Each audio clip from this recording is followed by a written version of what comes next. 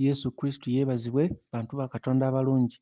Mbabuuzaako mu linnya lya Mukama waffe Yesu Kristo, era nga Mukama waffe Yesu Kristo ke kakuba akatono ennyo ddala akawuzi, akakuba akatono ddala akatutwala mu ggulu, akatambulirako abatono era akalabibwa abatono. Omwoyo Omutukuvu ye muyambi waffe kakuba ako. Abatambulira kakuba ako si bantu ba mubiri guno gw'olaba, naye emmeeme ze ziri ku lugendo ku kakuba ako. Nti n'owoova mu bulamu bw'ensi eno, guno omubiri ne gugenda mu ttaka, emmeeme yo weeba eri kakuba ako era ebeerako. Bantu ba Katonda abalungi, olwaleero tugenda kwogerako ku bubaka ku mateeka n'ekisa. Ensonga lwaki tugabana ku bubaka buno amateeka n'ekisa, kubanga waliyo ababuuza ebibuuzo, era abamu nga nduddewo kubaddamu, naye mu mesegi eno abadde babuuza ku mateeka n'ekisa, mesegi eno kambaddiremu wamu. Era kansabe Mukama oyo alina ennyonta ajjuzibwe, kubanga bino ebigambo bya batono, si bya bonna. Bino ebigambo by'abo abeewaayo wano ku nsi okunoonya Katonda n'omutima gwabwe gwonna. Ebigambo bino by'abo abaasalawo kuba nti okunoonya obwakabaka bwa Katonda bakiwa omuwendo okusinga ekintu ekirala kyonna kyonna mu bulamu, kyonna nga kibakulembeza, nga kibagala okugukamu okutegeera mu mutima gwabwe okusinga ekirala kyonna. Ng'ekyokulabirako kankuwa ekyokulabirako kyekyokubeera nti nga bw'olaba okusoma, bwe tugenda ku ssomero tusoma. Mu nnassale basobola otusomesa ku kikoola, ne tusoma ekikoola leaf, ne bagamba ekimera bwe kikula kibeera n'ekikoola. Era mu nnassale muyinza okukuba ekikoola. Bwe mugenda mu primary era ne musoma ku kikoola, naye ku luno ne musoma paati nnyingi.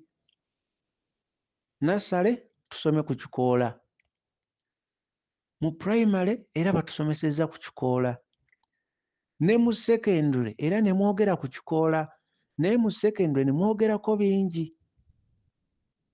Nga gye tukoma okugenda waggulu, gye tukoma n'obupaati obutono nnyo obw'ekikoola okwongera obwetegereza. Ate ne mu yunivasite era waliyo abasoma ekikoola, ne bongera okusoma ate ebirala bingi ebiri munda. Ate tebakoma awo, waliwo abafuna diguli, naye ate waliwo abagenda era ne basoma n'okusingako masters, naye era nga nabo kye basomako mulimu ekikoola.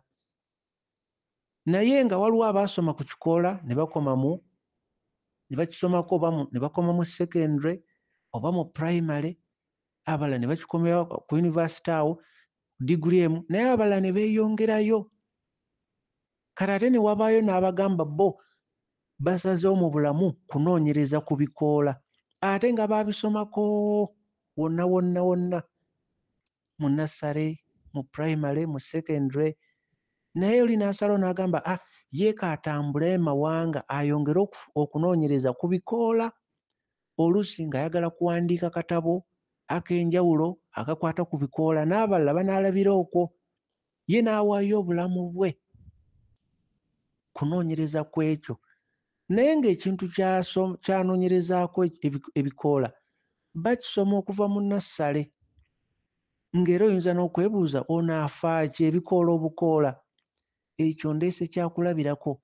Ye aba yawaayo obulamu bwe n'agamba ebikoola bino kannyongere obinoonyerezaako, nnyongere okukuguka. Mu kumanya ekyo ate ng'ekyo kyayagalamu obukugu, era bakisoma okuviira ddala eno wansi, era tewali atakiwulirangako nti basoma ku leaf. Kaakati bino ebigambo bye tuweereza, ng'oyo eyasalawo n'agamba wadde okuva mu nnassale tusoma ku leaf ne tukuba ekikoola ne tuneminga parts ne tukola tutya, naye ye n'agamba nze kansigale ku kino era nnyongere okukinoonyerezaako n'obutundu obutono ennyo munda obutalabika twongere okubutegeera. kati message zino ze tuweereza, obubaka buno bwe tuweereza, bw'abo abaasalawo nti wano ku nsi bagenda kunoonya bwakabaka bwa Katonda okusinga ekintu ekirala kyonna. Bagenda kuwa bwakabaka bwa Katonda obudde n'omutima gwabwe okusinga ekintu ekirala kyonna. Kaakati olaba nti oyinza okuba owuliriza ebigambo bino nga toli omu ku abo abeewaayo eri ekyo. Oyinza okuba ggwe Katonda olina by'omwagalako birala, ng'omutima gwo osinga kwagala visa, osinga kwagala bya bugagga, era nga gw'olaba bujulizi bwe balaga oli n'aganze bwe nalokoka nali sina nnyumba kati nafuna ennyumba n'emmotoka. Buno obubaka bwe tuweereza bw'abo abaasalawo okunoonya obwakabaka bwa Katonda ng'omuntu oli eyasalawo obulamu bwe bwonna ye anoonye ku bikoola, waakiri atambule ensi yonna yonna yonna paka lw'aliva mu nsi ye ng'anoonya ku bikoola. Ekyo ndesi kyakulabirako. So nga ekikoola buli omu akimanyi, mu nassale bakisomesa, kati ndeeta kyakulabirako. Ti be bannannyini bubaka buno era be bagenda obutegeera. Era oba nga toli obwakabaka bwa Katonda gwe tomaliridde kutuuka awo, ebigambo bino biyinza okuba nga si bibyo. Olwaleero twogerako ku bubaka obwogera ku mateeka n'ekisa.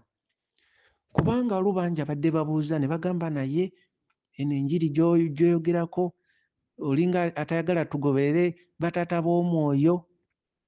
Kuba lwa babuuza eki kya taata w'omwoyo, abalala bakyabuuza ku ky'ekkumi. Bingi, abalala ne bagamba olaba okusiiba liri lyali tteeka, abalala ne bagamba simewalo first fruit. Biyitirivu nnyo. Abalala nga bagamba ffe nene enjiri etusobedde, olinga ayagala tuve ku mateeka ga Katonda.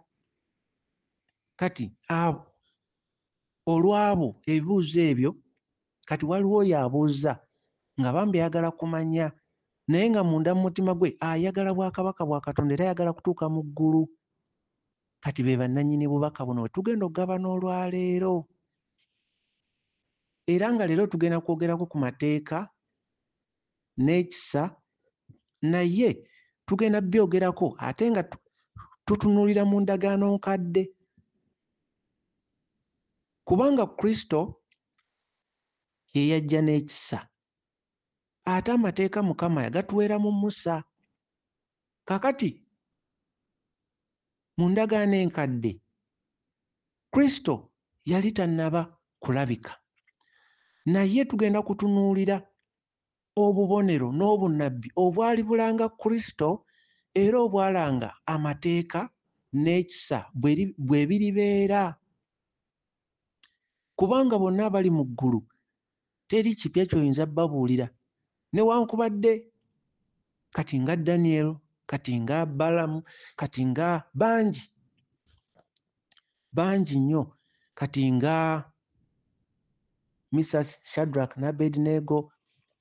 Bino byolaba bye twogerako leero, amateeka n'ekisa, baabimanya nnyo kubanga bo baamanya Kristo, bo baamanya patani, baamanya Kristo engeri gy'ali mu kulangibwa ne by'alikola byonna byonna byonna baabimanya. Ne bo baabimanya mu ngeri nti baamanya nti waliwo abo abagoberera amateeka abaliwakanya Kristo ye nga azze n'ekisa. Kubanga Mukama ye yalanganga mu bubonero obw'enjawulo, abo abaasobola obbumanya bo baabutegeera.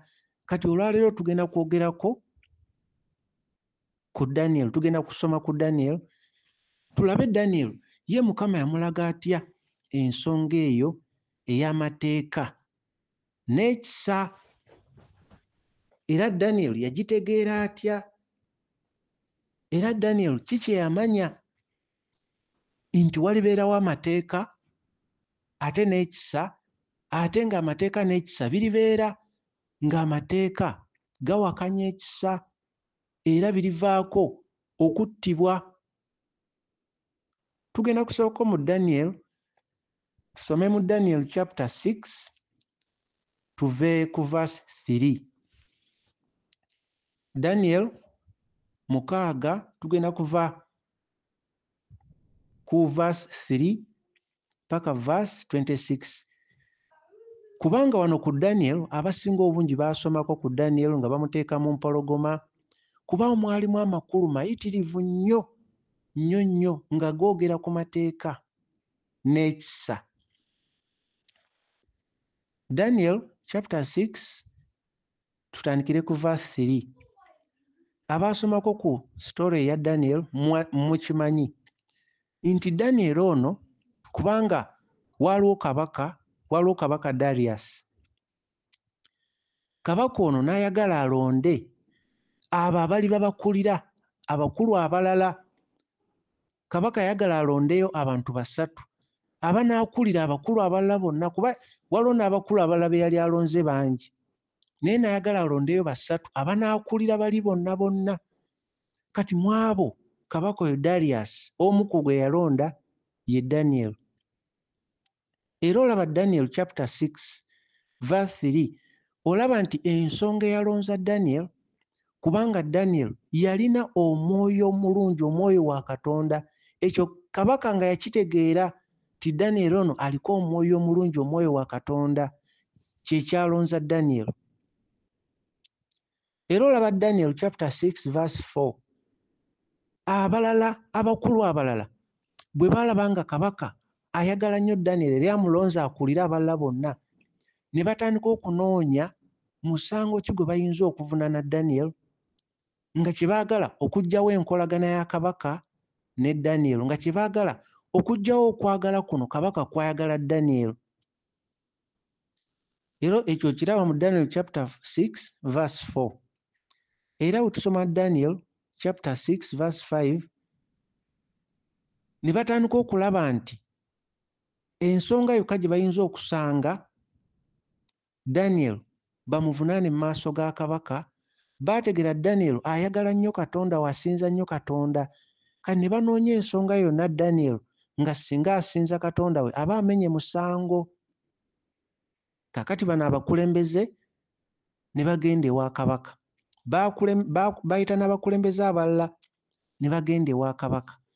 Bwe bagenda ewa kabaka ne bamugamba kabaka bakole ekibumbe eky'obwakabaka bwe, era bateekewo etteeka nti buli muntu yenna mu bwakabaka ayina okusinza ekibumbe ekyo, talina kusinza katonda mulala yenna, wabula ayina kuvunnamira ekyo kibumbe, era atali kivunnamira balimusuula mu mpologoma.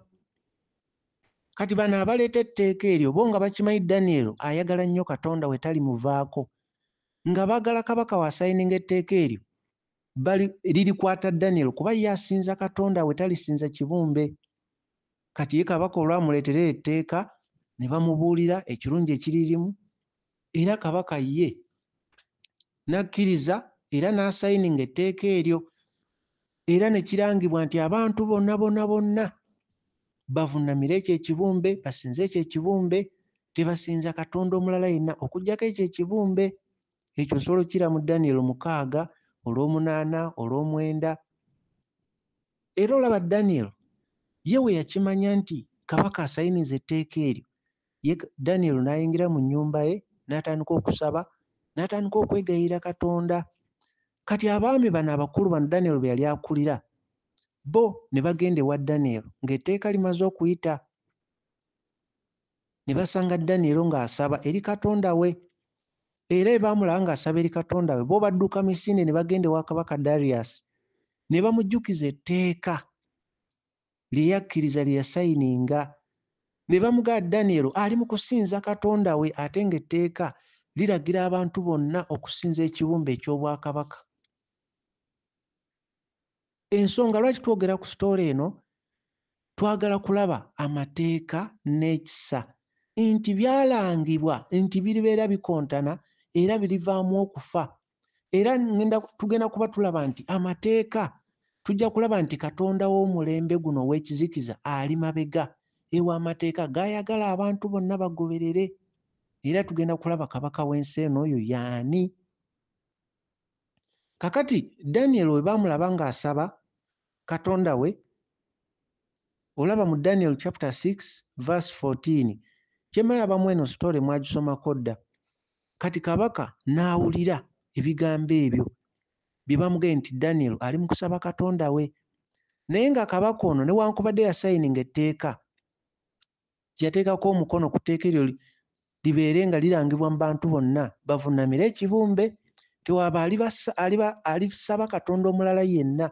Kati kabaka ono waategeera nti Daniel ye asaba Katonda we, kabaka n'awulira bubi nnyo mu mutima kubanga yali ayagala Daniel. Ekyo kiri mu Daniel 6:14. Kabaka yawulira ebigambo ebyo nga bamuloopera Daniel. Kabaka yawulira bubi nnyo, era kabaka n'atandika okulowooza mu mutima gwe anaayamba ata Daniel, anaamununula atya. Era olunaku lulamba paka enjuba okugwa, kabaka ng'ali mu kulowooza ngeri gy'ananunula Daniel. Ekiri mu Daniel 6:14. Kubanga abaami bano bo bajja ne bayongera okujjukiza kabaka nti etteeka wali sayininga nti omuntu yenna atalivuunamira kibumbe asuulibwe eri mu mpologoma zimulye, asuulibwe eri mu mpologoma, mu kinnya ky'empologoma zimulye. Kati bo nga bajjukiza kabaka etteeka lye yasayininga ate n'agamba tekikyusibwa.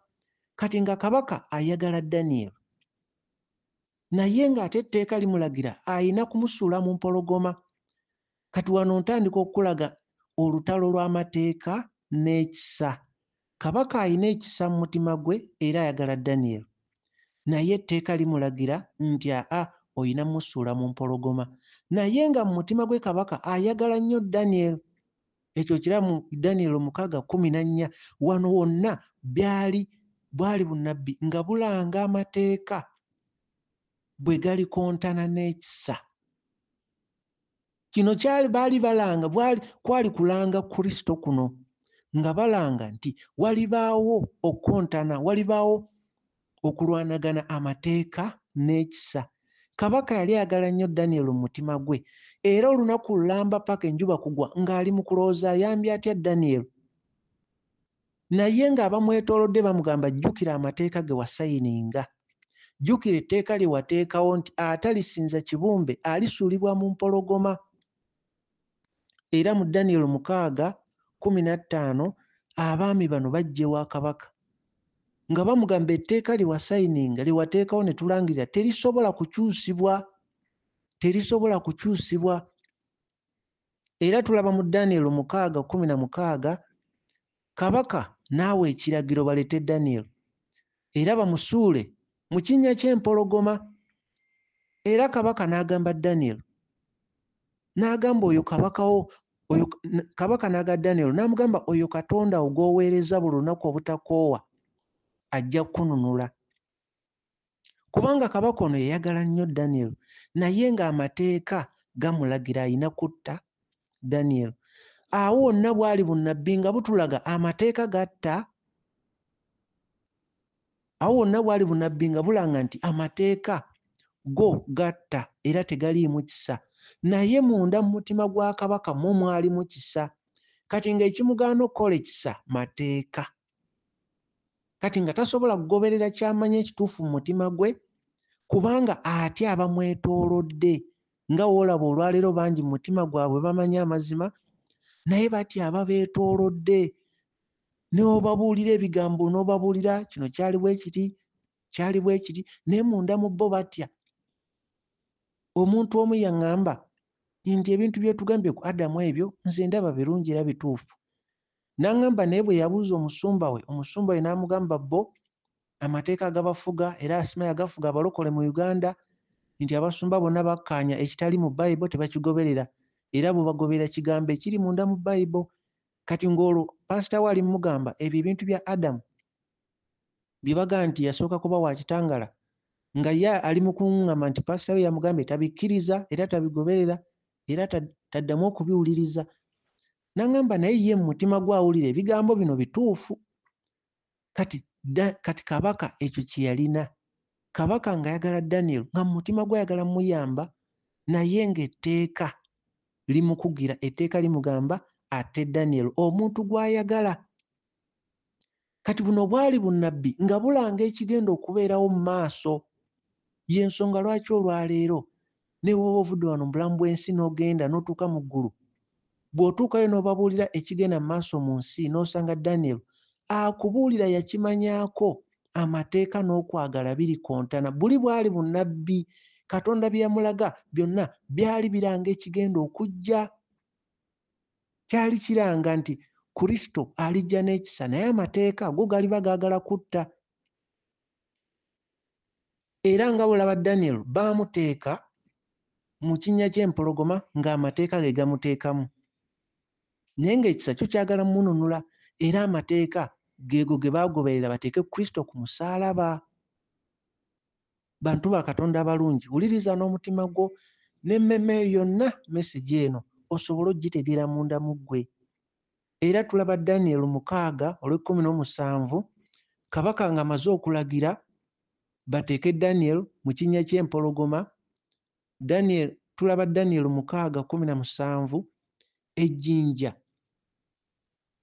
ne liteekebwa ku mulyango gw'ekinnya ky'empologoma. Bateekayo Daniel mu kinnya ky'empologoma, ne ku mulyango oguyingira mu kinnya ekyo ky'empologoma ne bateekawo ejjinja eddene. Era bwe bateekawo ejjinja eddene, kabaka n'aliggala siiru, n'ateekako siiru eringa sitampu, n'ateekako siiru ye eringa sitampu, n'ateekako ne siiru y'abakatonda be. Ekyo kiri mu Daniel 6:17, ng'akabonero akakulaga nti bakatonda be ab'ekizikiza baali mabega w'etteeka eryo. Y'ensonga lwaki kabaka ono bwe yalagira bateeke Daniel mu kinnya ekyo ateekako siiru ye, ate n'ateekako ne siiru n'akabonero bakatonda be baasinza, nga kikulaga nti bakatonda be baasinza bo baali mabega w'abantu bano abaali baagala Daniel attibwe. Kubanga jjukira bo enteekateeka yaabwe mu ntandikwa, obusungu bwe babujja n'obukyayi bwali kuba nti kabaka yayagala nnyo Daniel. Kyekyabaluma kabaka kwagala nnyo Daniel, weewava wonna batandike okukola olukwe balabe Daniel bamuteeka batya mu buzibu, era etteeka limukwata litya.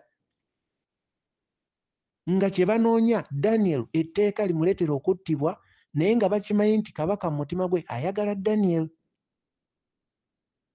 Kati kino kikulage nti buno bwali bunnabbi nga bulanga ekigenda okubeerawo wakati w'amateeka n'ekisa. Amateeka n'ekisa. Ng'eno etteeka ekyali emabega w'etteeka bwali bukyayi. Abaami bano okuleeta etteeka era nga baagala kutta, ensonga lwaki etteeka litta. Naye ekyali mu mutima gwa kabaka kwali kwagala, yalina kisa ng'era ayagala Daniel.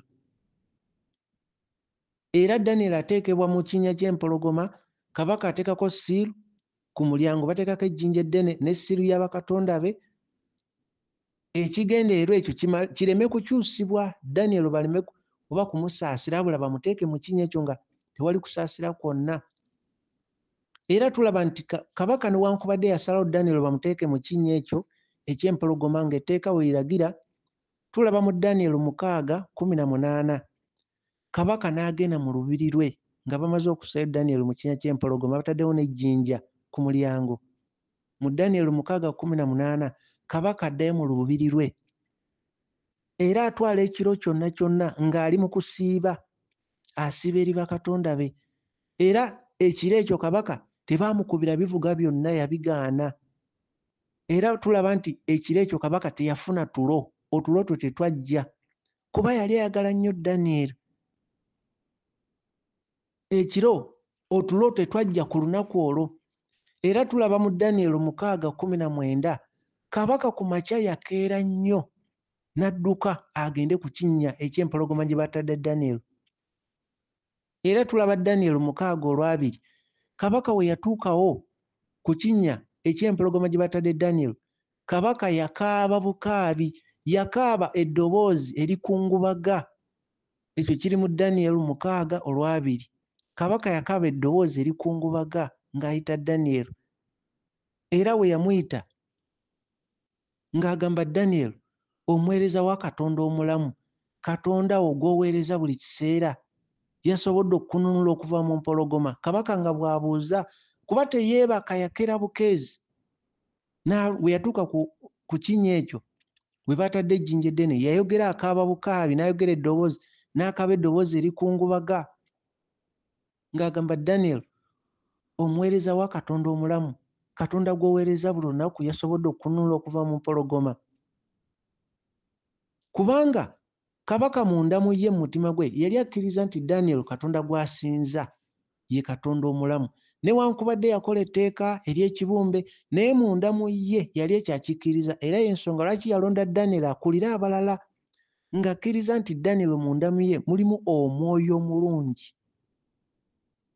Y'ensonga lwaki yamulonda akulire abalala. Era tulaba mu Daniel 6:21 Daniel awulira kabaka ng'akaaba ng'amuyita.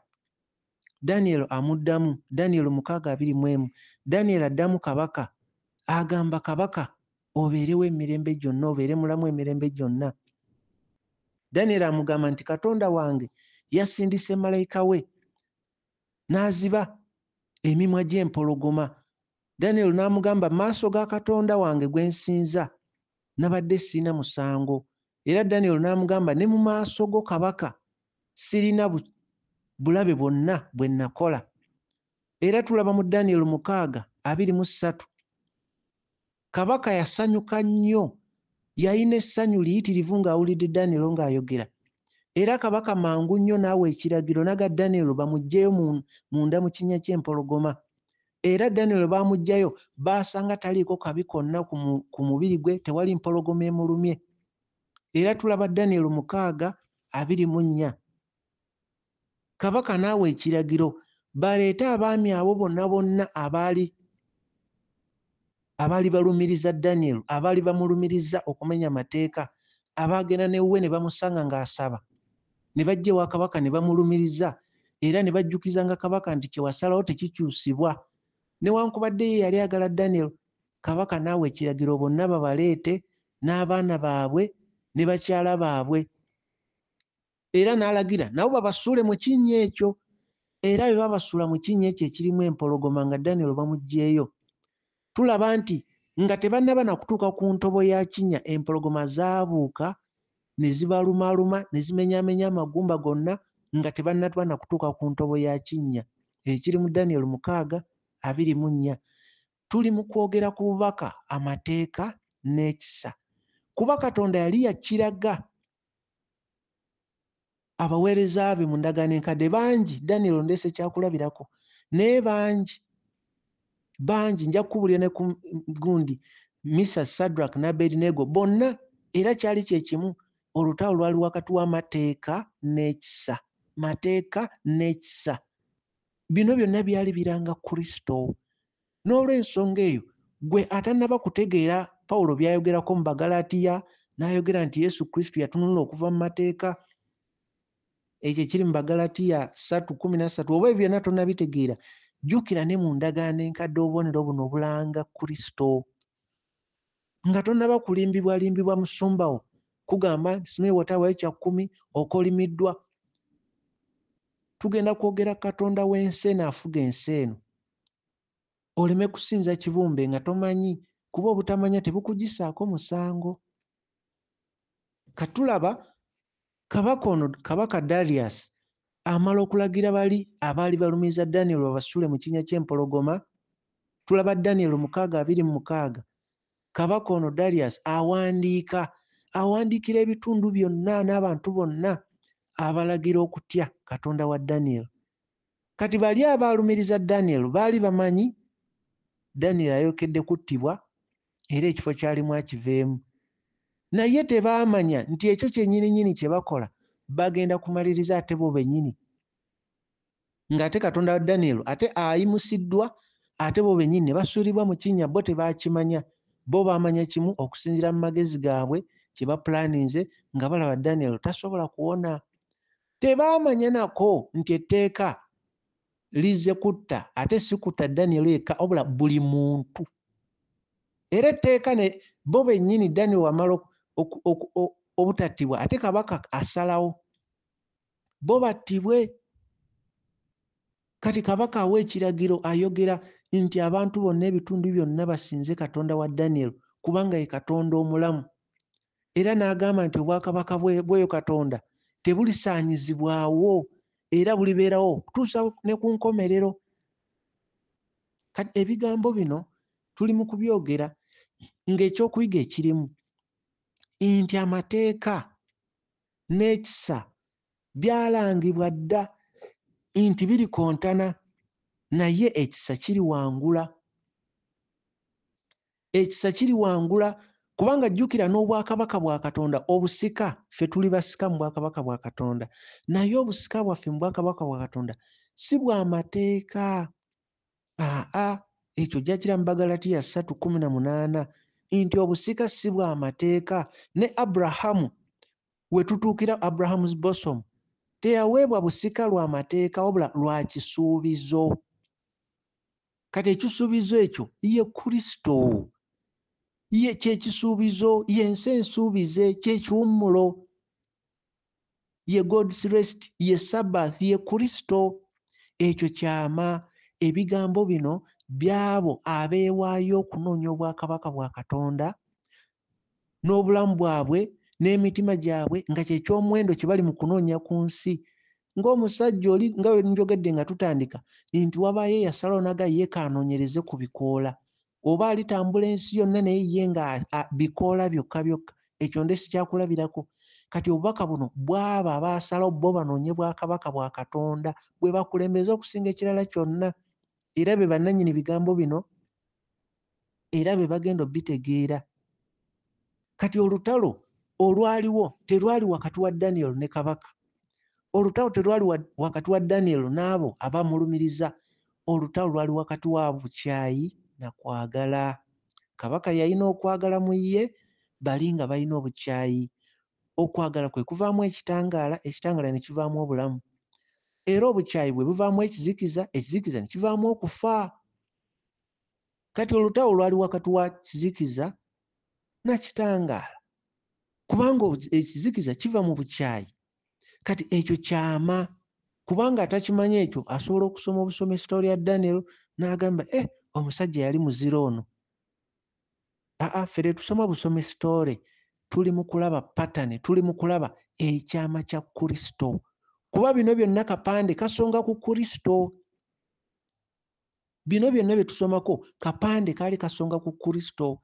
Era olaba ne Yesu Kristo, ogenda okulaba Abafalisaayo bo ne ku Yesu gwe yaliwo ng'Abafalisaayo bo beekwasa mateeka, bagamba Yesu olina okugoberera amateeka.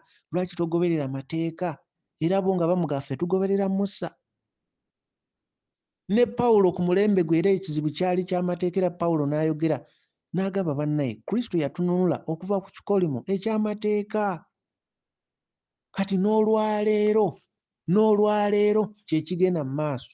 Abantu bangi bwe tubabuulira bagamba nedda, ffe tulina okugoberera amateeka. Amateeka galagira eky'ekkumi, galagira ekiweebwayo. Eno bapasita bo ne bagaggawala. Buli kye balaba bwe bafuna amagoba ne bagamba kola ekyo. Naye ne weebuuza oba bawangula mmemme genda mu ggulu, lwaki anyiiga ng'ogenza okusabira awalala? Oba bonna ekigendererwa kye kimu. Era oba togenzeeyo ku kyaki ye agamba ggwe wagwa, kubanga wali ku kyaki obeera kasitoma, naye w'osabira ewalala akabba oba togenda kuteekamu ssente. Kati bo balina okukulumiriza ne bagamba eryo tteeka, naye etteeka ng'osabira wuwe. Naye woba ogenda walala gamba kati awalaba nga tagenda kufunamu. Njagala kukubuulira nti bakabaka baasalangawo kinene nnyo ensi engeri gy'eddukanyizibwamu. Bakabaka baasalangawo kinene nnyo buli kimu. Kati n'olwaleero eno ensi gy'olaba eyina kabaka w'omulembe guno Pawulo gw'ayogerako mu Bakolinso 2:4. Kabaka gw'ayogerako ye Katonda w'omulembe guno addukanya ensi eno, asalawo ebibeerawo, ng'asalawo bingi n'engeri abantu gye basaba, engeri buli kimu nga bw'olaba kabaka we yali asalirawo buli kimu n'agamba abantu bonna basinze ekibumbe ekyo. N'olwaleero waliwo kabaka oyo ow'ekizikiza afuga ensi eno. Y'ensonga lwaki ensi eno yonna eri mu kizikiza. Gwe wowulira abayimbi nga bagamba we run the world, tolowooza nti basaaga, bakimanyi nti bo abali mu kizikiza be baddukanya eno ensi. eno ensi tebaddukanya nti basala obusazi bikolwa mu bizinesi, n'ensinza y'abantu engeri gye balina okusinza be babisalawo. Kati gwe n'ogusanga n'ogoberera ekyo. Twayogeddeko mu bubaka obumu nti oyo Kayisaali ekyo ekitiibwa kye baawa Paapa. Okuva edda Paapa teyaliwo, wabula ekitiibwa kya Kayisaali kye baakyusa ne bamuyitamu Paapa. Kati yali afuga wanene nnyo nsi nnamba. Kati kye baafuula Paapa. Kati gwe omanyi bumanya nti tulina kusaba weti, tulina kutunula weti, naye nga teweebuuza ebyo byavaawa, ani yabisalawo? Njagala kukubuulira nti ekyokulabirako ng'abatume tebaagendanga mu makyaki kati nga gw'olaba gati ag'ebizimbe, baakuŋŋaaniranga bwe bakuŋŋaanidde ewaka, ne leero ne bakuŋŋaanira wano, ne bagenda mu maka g'abantu ne basaba. Gwe tonnasomako mu Baruumi 16:5 Pawulo ng'akyogerako, ng'ayogera ku kyaki yali ekuŋŋaanidde mu nnyumba ng'abatumira. Tebyali bizimbe nga bino nti bateekawo obutebe, bano batunule eno, bateekawo akatuuti, bakolewe bati. Nedda. Tokkiriza kuzibibwa maaso oyo Katonda w'omulembe guno. Jjukira akakubo katono n'abakalaba batono. Oyo wa mukisa asobodde okuzuula ebyama, kubanga aba yasalawo anoonye obwakabaka bwa Katonda n'omutima gwe gwonna, nga ye kyasinze okuwa omuwendo. Ng'oli eyasalawo anoonyereze ku kikoola n'agamba ye kaabinoonyerezeeko mu nsi yonna yonna. Kati eno ensi gye tulaba, ebintu by'olaba bingi ebigenda mu maaso, kakube kusinza mu masinzizo, bisalibwawo bansi eno.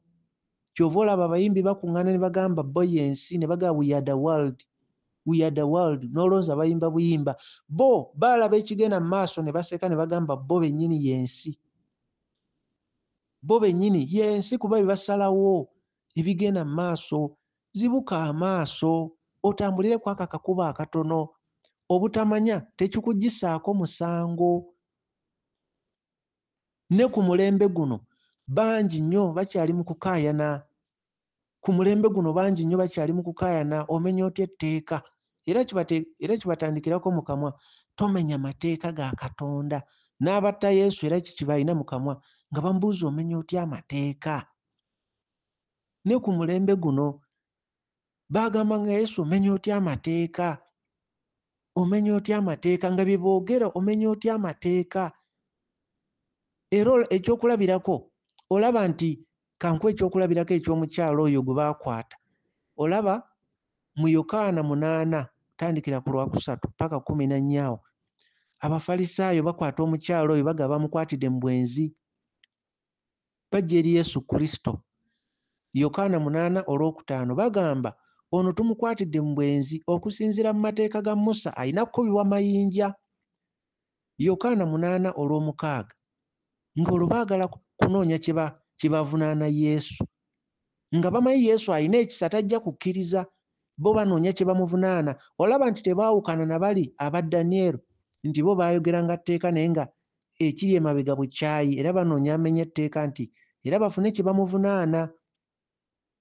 Kati Yokaana 8:6 banoonya kye bavunaana Yesu, bamugamba tuleese omukyalo ono tumukwatidde mu bwenzi era amateeka ga Musa gatugamba kumukuba mayinja afe. Yokaana 8:14 Yesu abagamba nti nze mmanyi gye nva ne gye ndaga, naye mmwe temumanyi gye nva ne gye ndaga. Era n'omukyalo oyo Yesu era abagaane ku mukyalo oyo atalina nsobi yaba asooka okukanyuga ejjinja batambula bagenda. Kati bo nga bawulira bubi balaba ng'amenya amateeka, era bo bagenda beemulugunya balaba Musa yabagamba kirala ate nabo Yesu kyabagamba kirala. Kati Yesu n'abagamba, kati nga olaba mu Yokaana 6:32 Yokaana 6:32 Yesu n'abagamba nti mazima ddala mbagamba nti oyo Musa teyabawa mugaati guva mu ggulu, teyabawa mmere eva mu ggulu, naye Kitange ye abawa emmere eva mu ggulu. Ng'ali mu kutegeeza nti Musa teyabawa emmere ye eva mu ggulu, omugaati gw'obulamu. N'abagamba naye ye azze nga Kitaffe amuwadde emmere ey'obulamu, ekiri mu Yokaana 6:32. Kino gwanoonya obwakabaka bwa Katonda n'omutima gwo gwonna kiwulirize osobole okwawula ng'omusumba wakyakutiisatiisa nti okolimiddwa, otaleeta bbaasa, otawaayo kya 10, kuba ye omusumba tayagala kumanya oba w'obeera waliwo ali mu bwetaavu gwe wayambye, ye ayagala bbaasa. Bantu ba Katonda abalungi, era olaba mu Yokaana 9:29 Abafalisaayo boogera, Yokaana 9:29 bagamba, ffe tumanyi nti Katonda yayogera ne Musa, naye oyo tetumanyi gy'ava. Ekyo kiri mu Yokaana 9:29. Kati bo nga bagamba bo bakkiriza Katonda yayogera ne Musa, naye bagamba Yesu tebamanyi gy'ava. Ewo wonna wali mu kulaga nti amateeka oli mu kulwana n'ekisa, kubanga bo kye bataamanya byebyo byonna ebyalangibwa nti amateeka galirwana n'ekisa, naye ate ekisa kiri wangula. Kati buno bwonna bubonero bukulage ebyo bye bakugamba olina okukola kino, olina okukola kiri, bakubuulira amateeka olina okukola kino, olina okukola kiri. Kubanga Yesu yabagamba nga bamugamba amateeka ne Musa mu Yokaana 7:19 Yesu n'abagamba nti oyo Musa si ye yabawa amateeka, naye nga ku mmwe mwenna mwenna tewali atuukiriza amateeka. Ye Yesu ate oyo yabagamba nti bonna tekuli agatuukiriza. Ekiri mu Yokaana 7:19 kabonero akakulaga nti n'oyo akugamba bw'otaleeta kya 10 okolimiddwa. Yesu ye agamba bonna tekuli agatuukiriza. Kyava ajja n'ekisa atununule okuva mu mateeka, kubanga nga bamanyiwo mu mateeka otagatuukiriza ojja kufa, ojja kuttibwa. Kati ye Yesu yajja, olaba mu Bagalatiya 3:13 Kristo ajja otununula okuva mu mateeka, kubanga otagatuukiriza ojja kuba tokoze ekyo Katonda ky'ayagala. Kristo kyava ajja atununule okuva mu mateeka. Kati ebigambo bino mbyogera gwe abaddeyo ng'olina ebibuuzo, kati olaba tetukyawaayo kya 10, tetukyakuŋŋaana, tetukyakola bwe tuti. Twala obudde onoonyereze Katonda ki kyakusomesa mu bino byonna, era Katonda ki kyateekerateekera emmeeme. Ng'oli wanoonyereza ku bikoola, gye tukoma okunoonya obwakabaka bwa Katonda, ayongera otulaga olugendo lw'emmeeme, ayongera otulaga biki ebikosa emmeeme, ayongera obizimbulukusa. Nga bye basoma ku kikoola mu nassale ne mu primary ne secondary ne university, naffe gye tugenda mu maaso mu kunoonya obwakabaka bwa Katonda, emmeeme ayongera ogitulambulira biki ebikosa emmeeme, biki ekisa Kristo kye yaleeta kisa eri emmeeme. Era ne Sitaani yagala kukozesa amateeka kutta mmeeme, kuba yajja okubba, okutta n'okuzikiriza. Ebyo byonna abikola ku mmeeme. Mmeeme gy'abba, mmeeme gy'atta, mmeeme gy'ayagala okuzikiriza. N'olw'ensonga eyo sooka weetegereze bulungi olabe Mukama akusomesa ki, olabe Mukama akusomesa ki. Waliwo mukwano gwange omu eyali ambuulira n'aŋŋamba eno enjiri nga sinnagiwulira, enjiri nga tannagiwulira, n'aŋŋamba omusumba yali amugambye nti bambi omukyalo oyo yali alina ennyumba ze z'azimbye, naye n'aŋŋamba omusumba yali yamugamba ezo ennyumba baziweerayo ekibereberye, mbwe ekibereberye ze ssente z'asooka okukwata ku nnyumba ye emyezi 3 ze basasula, oba ziri nnyumba 4 oba 5, gwe zonna buli myezi 3 ozimuwa ezisooka, mbwe kye bayita ekibereberye. Naye wembi we namunnyonnyola n'agamba ssente ezo zonna bazitutte ennyumba ze mbadde nzimba okumala ebbanga, nga ye oli musumba yamugamba ye kimuwa magoba zonna bazimuwa emyezi 3, namugamba ekyo bakiyita kibereberye, ezisooka mu nnyumba zonna. Kakati abannyonnyola amateeka bo bannyonnyola we bafunira, tebali ku mmeeme eyo kugenda mu ggulu, oba baagala mmeeme eyo kugenda mu ggulu. Lwaki banyiiga ate ng'ogenze n'osabira awalala? Lwaki banyiiga n'osabira ewaka ewuwo era kibanyiiza balaba nga wagwa? Kubanga wali ku kyaki oli kasitoma bakunoonyaamu ssente kabbo. Tekibe kya nnaku okuva mu bulamu bw'ensi eno n'ogenda mu geyeena nga tewanoonya mazima. Baali bakubuulira visa, bakubuulira mu bulamu bulungi, kale n'otuuka mu ggulu nga tebyakuyamba. Eyo visa gy'onoonya abaagifuna baatuuka era tebakyalina kye beetaaga. Ennyumba gy'onoonya abaagifuna tebakyalina kye basaba Katonda. Noonya obwakabaka bwa Katonda, oyo anoonya ajja kuzuula. Kati ebyo byonna tubyogedde kulaga nti amateeka Mukama yali yakiraga kuva mu ndagaano kadde abaweereza bangi nga yabawa obubaka n'abalaga nti amateeka gali kontana n'ekisa. N'olwaleero kye kigenda mu maaso munda mu mmeeme eyo ggwe ng'omuntu. Omusumba wakugamba mulina kukola kino, mulina kukola kiri. Era akugambye mubikolera awo ku kyaki ye. Tayagala obikolera waka wabula ku kyaki ye awo yamanyi w'osinziza Katonda. Naye Katonda tumusinziza mu mwoyo ne mu mazima, si mu kizimbe ekyo.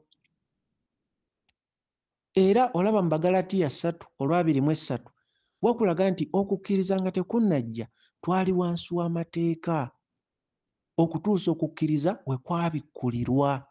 Bagalatiya 3:23. Era Bagalatiya 3:24 wakulaga nti etteeka lyalinga ssomero nga lyonna litusongera eri Kristo. Era Bagalatiya 3:25 wakulaga nti naye okukkiriza bwe kwamala okujja tetukyali wansi wa ssomero eritutwala eri Kristo, kuba Kristo kati yajja yatuwa okukkiriza. Kati ekifo ky'okugoberera ky'okkiriza mu mutima gwo baagala ogoberere bo kye bakugamba. Olwo oli mu kuyingira mu mutego gwa Sitaani agenda okutwala emmeeme eyo mu kuzikirira. Maaso ga Katonda olibeera wekka. Ogenda kubeera wekka bw'oti. Ate ekigambo kya Katonda tekirikyuka. Kijja kitya okuba nga Danyeri kye yamanya Pawulo n'akimanya, Misa Shadrack n'Abednego nabo ne bamanya ekyekimu, naye ate ggwe ng'omanyi kyanjawulo, omusumba oli akugamba kirala, gwe tokyetegereza ekyo. Kankubuulire, oba ogamba oli mwana wa Katonda, tuli baana ba Katonda na kukkiriza mu Kristo, si na mateeka. Era oba ng'omanyi mateeka egakufuula omwana wa Katonda, somako mu Bagalatiya 3:26. Tuli baana ba Katonda lwa kukkiriza mu Kristo, so si lwa mateeka. N'okutuusa olwaleero bangi nnyo bayitirivu nnyo bali mu kugoberera mateeka, bali mu kulumiriza ffe amateeka, kuba ennaku zino balina n'ebiwandiiko bye baakola nga bagamba ffe tukkiriza byawandiikibwa mu Bayibuli, ffe tukkiriza bino. Nga olaba bannaddiini bwe bagamba bo bakkiriza oba biva Vatikaani oba biva Mekka oba bivaawa. Bantu ba Katonda abalungi, ekiseera wasigadde kitono. Obutamanya tebukugisaako musango. Obutamanya tebukugisaako musango. Kristo yajja otununula okuva mu kikolimo eky'amateeka. Era Kristo ekyamutwala ku musaalaba, ensonga yali nti buli gwe bateeka ku musaalaba aba akolimiddwa, kiba kikolimo. Kyeyava agenda ku musaalaba atulage nti ye agenzeko ku kikolimo ekyo akikyusa ate gubeere nga we tufunira ate ekitiibwa kya Katonda. Yagendawo okutununula kuva mu kikolimo. Kati lwaki bakulimba nti wotawaayo okolimiddwa era okolimiddwa? Kati Kristo aba yatununula mu ki? Oba Bayibuli gy'otasoma? Era abantu bangi nnyo bali mu kwewuunya mwaka ku mwaka banoonya Katonda, era enkyukakyuka gye balaba, oli n'agamba yagula emmotoka, yazimba, yakola ki, nga bali mu kuteebereza. Naye weebuuze, Danyeri we yanoonya Katonda yagula mmotoka? Danyeri yalaba malayika. Pawulo yayogera, Katonda yamulabikira n'awulira n'eddoboozi. Lwaki naffe tetunoonya ebyo? Lwaki tubisoma mu Bayibuli bamalayika? Kubanga pasita we tajja kugamba nti ebyo gye biri, yajja kugamba mmotoka. Kati ye Sitaani aleetera abantu okukkiriza ku nsi nti tosobola kulaba malayika, naye bakugambe nti emizimu abantu basobola okwogera nagyo, naye bakuteekemu enzikiriza nti abo bamalayika gwe tosobola kubalaba. Era bakuteekemu endowooza nti abantu bagenda ewa Sitaani ne bamulaba ne boogera naye, naye bakuteekemu endowooza nti ebyokulaba Katonda ebyo biveeko, teri ayinza mmulaba. Naye nga tetulaba abayogera ne bamalayika mu Bayibuli bayitirivu Katonda bye yayogera nabo. Bantu ba Katonda abalungi, tokkiriza kulimbibwalimbibwa. Oyo anoonya ajja kuzuula. Katonda tatwekwekangako, ate asuubiza nti ajja kujja atwerage. Yokaana 14:21. Tebakulimba nti bye tunoonya Katonda ezo nnyumba zokka, viza, ttaka. Yesu yasuubiza nti tujja kujja tukwerage. Yokaana 14:21. Ekyo wali ekimusabyeko era wali ogeddeko ne pasitawo nti tusaba tutya Katonda atwerage. Tunoonye eby'omu ggulu tuleme bisomako busomi, tuleme kutuuka kaseera kali nga twalimbibwa. Obutamanya tebukugisaako musango.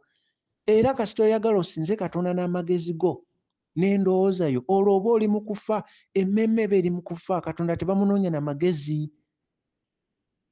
Katonda tebamunoonya na magezi.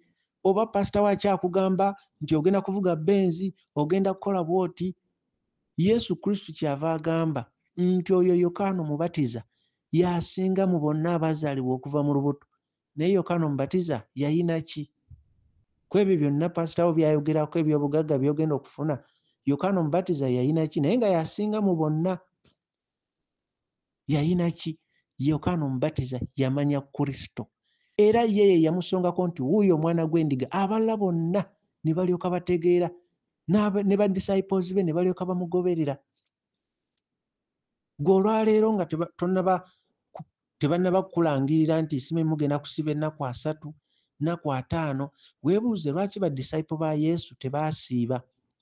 Weebuuze naawe oli disciple we oba kati weebuuze mu ba disciple ba Yesu abataasiiba, gwe naawe oli disciple we ate gwe ogenda kusiiba. Olina kunoonyereza lwaki. Osabe Katonda ate akwongera ekisa, oyongere okutegeera lwaki bo tebaasiiba. Lwaki ate nga Yesu yabagaana. Kale ate gwe oli disciple we ate okola ekikontana nabo. Twala obudde olabe onoonya ki. Onoonya bwakabaka bwa Katonda, onoonya nkolagana na musumba, onoonya kyaki gye weekwatako nti nze ndi weeri. Bantu ba Katonda abalungi. Ne ku mulembe Pawulo yannyonnyola ebikwatana n'amateeka. Pawulo n'annyonnyola nti amateeka ago agawandiikibwa ku mayinja gaali ga kuggwaawo.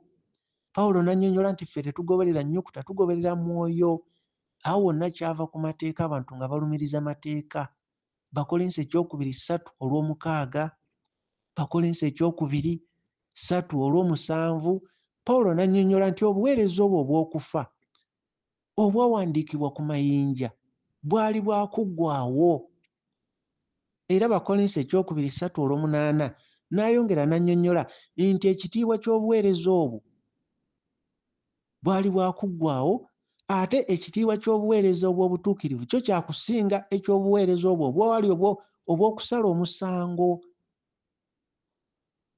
Katwogere ku kyokulabirako ekirala eky'amateeka n'ekisa, era nga kiri mu ndagaano nkadde. Olabe nti Mukama yali yalagadda omukululo pattern nga byonna biranga Kristo n'ebiribeerawo. Kati leero kyoyogerako nti bw'otawaayo okolimiddwa, ekyo kivudde mabega. Era abaakigoberera era abaagoberera amateeka era we baatuukira naawe kyogenda okutuukira. Ekkubo lyerimu. N'abagoberera amazima abali ku kisa era nabo ekkubo lye banaakwata era lyeryo. Ekyokulabirako ekirala tulabe ku Misa Shadrach ne Abednego. Tujjukire nti waaliwo kabaka oyo Nebukadneza. Kati kabaka oyo jjukira bakola ekibumbe ekyo, ekibumbe ekya golodi. Bakola ekibumbe ekya golodi, basalawo nti omuntu yenna ataasinze ekibumbe ekyo ajja kusuulibwa mu muliro. Eryo nga tteeka era bw'olimenya osuulibwa mu muliro. Naye nga munda mu mutima Misa Shadrach ne Abednego bakimanyi w'osinze ekyo ekibumbe oba weegaanye Katonda. Era nga olaba nti era kiringa ekya Daniel, nga bw'ogondera etteeka ate oba osinza Sitaani. Ng'etteeka ligamba bw'otaasinza ekyo kibumbe bakusuula mu muliro. N'eri ku Daniel nga bw'otasinza kibumbe kiri bakusuula mu mpologoma. Kati gwe teweebuuza lwaki omulembe gwo kyali bwe kityo ng'etteeka likontana n'okwagala n'ekisa. Ne weebuuza kati ate ku mulembe gwaffe era ekyo tekikumala kwetegereza ne weekennenya n'ogamba naye sooka oleke, ndi ludda ki? Singa nali ku mulembe guli gwa Daniel naalibadde ludda ki? Ludda lw'amateeka oba oludda oluliko ekisa? Ekyo Katonda kyayogera naawe mu mutima gwo n'omanyi eky'okukola. Era Misa Shadrach ne Abednego bo baagaana okusinza ekyo ekibumbe. Baagaana era ne bagamba kabaka oyo Nebukadneza kuba jjukira yabatumya n'agamba baleete mu maaso g'abawa omukisa, naye we yayogera nabo ne bamugamba ffe tetugenda kuvuunamira ekyo kibumbe. Oba Katonda waffe atunula oba tatunula, ffe tetugenda kusinza ekyo kibumbe. Era kabaka n'anyiiga n'asalawo basuulibwe mu muliro, era n'abeerawo n'abalaba nga bali mu muliro, naye n'agenda okulaba nga tebajja mu muliro, ng'alabamu n'omuntu omulala owookuna. Era kabaka baamaliriza nga kabaka alangiridde abantu bonna basinze kabaka wa Shadrach, Mesach ne Abednego. Kati ebyo byali badde bituwa ekyokuyiga. Kati olwaleero bw'otuuka mu ggulu n'oyogera ne Daniel, n'oyogera ne Pawulo, n'oyogera ne Shadrach, Abednego, n'oyogera n'abalala bangi, kakati ddala ddala tolaba nti mujja kwogera emboozi ekwatagana obabuulire ku mateeka agali mu mulembe guno bannaddiini ge baali bagoberera n'okwagala n'okubikkulirwa. Gwe weebuuze lwaki bannaddiini tebalina kubikkulirwa? Lwaki teboogera ku bamalayika? Lwaki teboogera ku bya mu ggulu ate nga bagamba bakubuulira ekigambo kikutwala mu ggulu? Weebuuze lwaki kivaawa? Omukyalo omu yaŋŋamba n'ebintu by'otugamba eby'omu ggulu pasita waffe nga tabiraba, ate amaze emyaka mingi mu bulokole nnyo era asoma nnyo ne diguli azirina, kamuteekako n'emikono abasumba ab'amaanyi. Ekigendererwa mu mutima gwe kiki? Ogamba si kukola ssente. Bantu ba Katonda abalungi, tujjukire Pawulo yagenda mu Beefeso. Bwe yatuuka mu Beefeso n'alaba nga balina okwagalana mu booluganda, n'alaba nga balina okukkiriza, naye Pawulo n'abasabira n'agamba nsaba Katonda wa Mukama waffe Yesu Kristo azibule amaaso g'entegeera yammwe. Ekyo kiri mu Beefeso 1:17 awo kutandikira 15. Ephesians chapter 1 from 15 nga beeyongerayo wansi. N'agamba nsaba Katonda azibule amaaso g'entegeera yammwe. Kati bali baalabanga we bamenya etteeka nga balaba we bagondera etteeka balaba bakoze ekyo kabaka waabwe kyayagala. Ow'oku nsi gwe balaba mu mubiri, naye nga mu mitima gye bamanyi olwo basinza Sitaani. Kati n'olwaleero bwe kiri, Sitaani ataddewo akakodyo abantu bagamba nsimenya tteeka bannange, etteeka litugamba kino, olina okuwaayo ensigo, olina okuwaayo kino, olina okuwaayo kiri. Naye nga beerabidde etteeka eryo teribatwala mu bwakabaka bwa Katonda era obusika tebuliwo ku tteeka. Ne Aburahamu we tutuukira, Abraham's bosom, yaweebwa obusika lwa kisuubizo. Ekisuubizo ekyo ye Kristo. Era ekyo bantu ba Katonda balungi, era ekyo era waliwo era atannakiraba. Lwaki okkiriza okugwa mu katego k'omulabe okaaba amaziga oluvannyuma? Ebigambo bino bye twogera bya batono, si bya buli omu, era nannyini bigambo bino yagenda bitegeera. Bw'oba tobitegedde, twala obudde oddemu owulirize. We biba bibyo ojja bitegeera, we biba si bibyo era togenda bitegeera. Oyo alina ennyonta, ennyonta ekola oluzzi mu ffe. Kati Kristo omugga gw'obulamu yajja anoonya wali luzzi w'atuula. Amazzi tegayinza kulinnya kasozi okuggyako nga gasanze oluzzi we luli. Kati olina okuba nga bamaze okuteekateeka ekigambo kino ekinaatuula. Kyova olaba Yesu yagamba Abafalisaayo ti ebigambo bye njogera temusobola bikkiriza kuba munda mu mmwe temuli kifo kyabyo. N'agamba ba disciples be, n'agamba mmwe muweereddwa okutegeera ebyama by'obwakabaka bwa Katonda, naye abalala batunule nga tebalaba, bawulire nga tebategeera. Mukama abakuume. Olwaleero twogedde ku bubaka obwogera ku mateeka n'ekisa. Era jjukira nga bwe twayogedde ku musajja oli, nga bwe twayogedde ku kusoma ku kikoola leaf. Mu nassale basobola okukuba ekifaananyi ky'ekikoola, mu primary ne boogera ku leaf, mu secondary ne boogera ku leaf, ne mu university waliwo abakyogerako ku level ez'enjawulo, oba basoma oba bafuuka ba professor. Ate era ne wabaayo abeewaayo ne bagabbo obulamu bwe bwonna kabanoonyereze ku bikoola oba ku kikoola. Kati ebigambo bino byabo aweebaayo obulamu abeewaayo obulamu bwawe bwonna, newankubadde abantu boogedde ku bwakabaka bwa Katonda okuva mu nursery school gye bayita oba Sunday school, naye gwe n'osalawo n'ogamba newankubadde owulidde ebikwata Katonda bingi, gwe obulamu bwo bwonna osazeewo kunoonya bwakabaka bwa Katonda. Be bannannyini bigambo bino. Mukama abakuume, mwebale kumpuliriza.